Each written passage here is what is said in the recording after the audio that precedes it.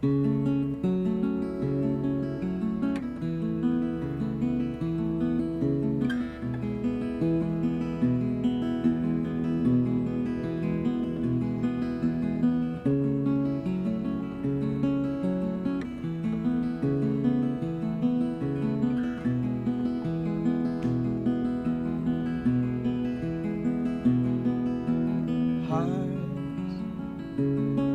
your fires roar and dance.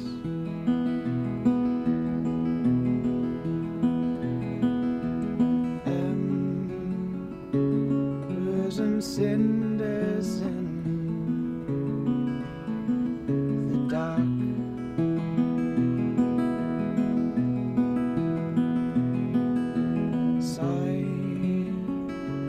Close your eyes and know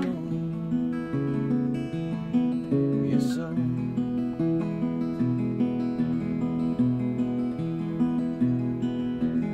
Eyes, shadows unfold down the road.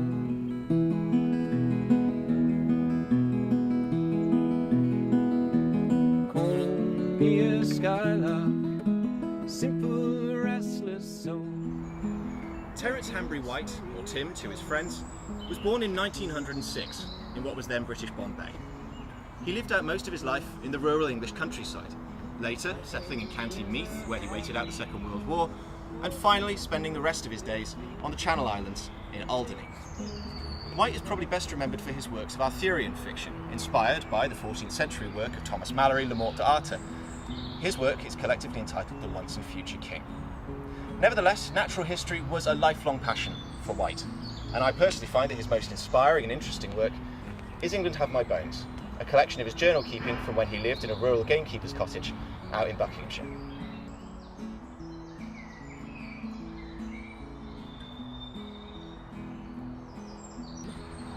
White's book, England Have My Bones, has been a hugely totemic work in my own life, ever since I first read it in my first year of university.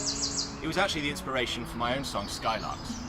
In this book, White's glittering passion and insight come very much to the fore, spending entire chapters talking about the way that light falls on birds' wings as they take off from a meadow, or about the play of water along a river where he's fishing on a lazy Sunday morning.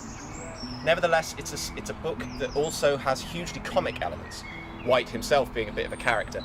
He was the sort of man who could go down the pub and wake up the following morning finding that at some point in the night he had stood on all the bar tables, unscrewed all the light bulbs and carried them home in his jacket pocket. It's also a book that reflects White's own bittersweet melancholy. A man fundamentally estranged from his fellow man, he took refuge in the natural world and in the animals that he found there, filling his home with wild creatures like snakes, frogs and toads. He often said that the keeping of pets diminished both the owner and the subject, since they would invariably become dependent on one another. But to live with a wild thing meant that in between that communion, they were able to appreciate one another as the strange and alien beasts that they each saw the other as, without ever having that dependency. It doesn't take a psychology student to work out that this was probably also White's way of describing his own relationship with the people that he found around him.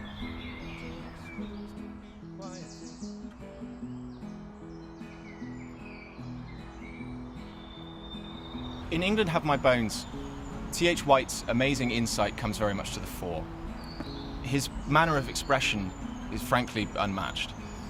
Although in his poetry he never quite reached the heights of the Romantics, in his prose he comes alive. And the passion, the highs, the lows, charted in the course of just a simple little thing like this, has a profound effect on the reader, making you capable of seeing in a single instant the extraordinary things, whole worlds that spiral away in the blink of an eye. For me, that influence is unmatched. And as a songwriter, his influence cannot be overstated. He remains my greatest hero. And I know I'm not the only one to say so. So, from all of us, I suppose, happy birthday, Tim, and thank you for everything.